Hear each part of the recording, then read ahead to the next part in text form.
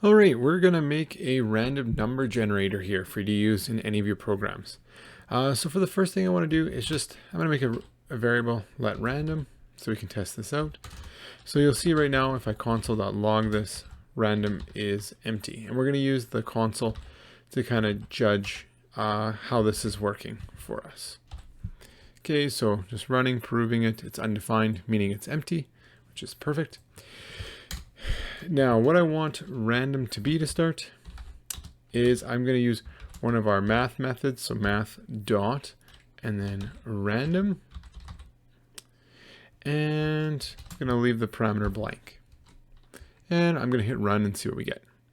So we get 0.95, a bunch of decimals. Okay, not maybe what I expected. 0.29, 0.33. Hopefully you're seeing a pattern here. It's all really small decimals. Click this a million times, gonna get the same thing. It's between 0 and 1. So we need to somehow make this bigger. I think the most obvious example to start with is if I just multiply these all by 10. And what I'll see then is now I'm getting at least integers like 4 point something and 1 point something, 2 point something, 4 point something. Good. Now the problem is we have all these decimals after this. And we have two options. We can use math.floor or math.ceil for ceiling. I prefer math.floor because we can make a general formula that will always work using that. I'll show you what I mean by that in a second. So we have math.floor. And what this is going to do is just round it always down. So even though this is 4.6, it is actually going to round it to 4. So here we got 7, 0, 0, 1. How this works then is, or how we have to think about this is we're timesing everything by 10 and then it's always going to round down.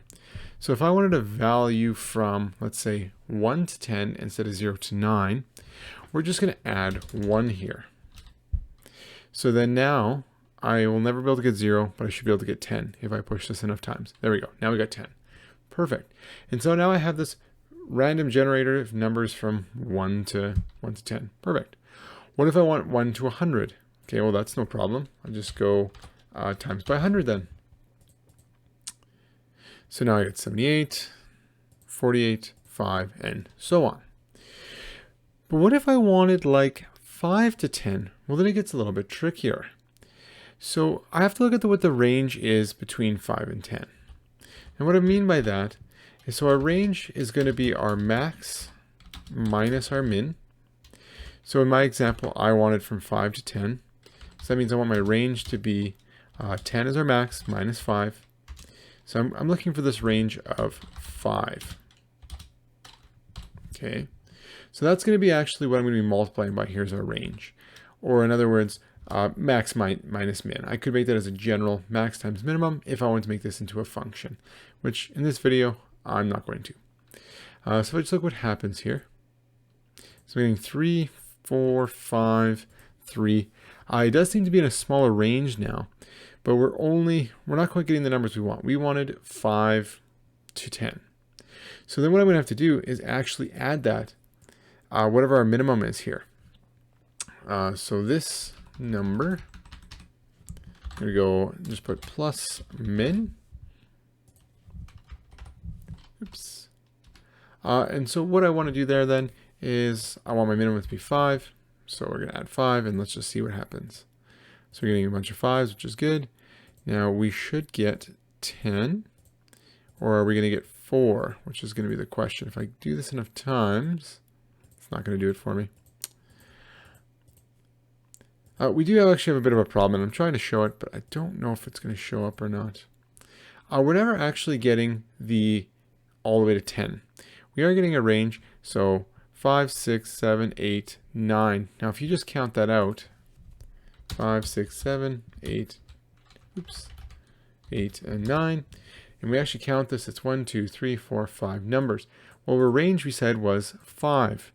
So, but we actually want a range of 6 numbers. So whatever our range is, we have to actually add 1 to it. So I'm going to just put 6 in here, and syntax error on 8. Oh, it doesn't like all my random numbers. Okay, there we go. So now we're getting, oh, immediately we get 10. Perfect. So if we think of this a little bit more generally, after that math.random, what we're going to want to do is we're going to want our multiply by, I'm going to put this in brackets so that it happens first. It's max minus our min. And then we're going to want to add 1 because I like thinking of it as inclusive, like including the last digits. You can see that when we counted it out, you had to add 1 more than we thought was in between there when you just do the subtraction.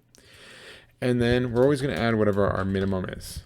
And again, that's what like shifts this up. So if I put this to 20, my numbers are going to start at 20 then.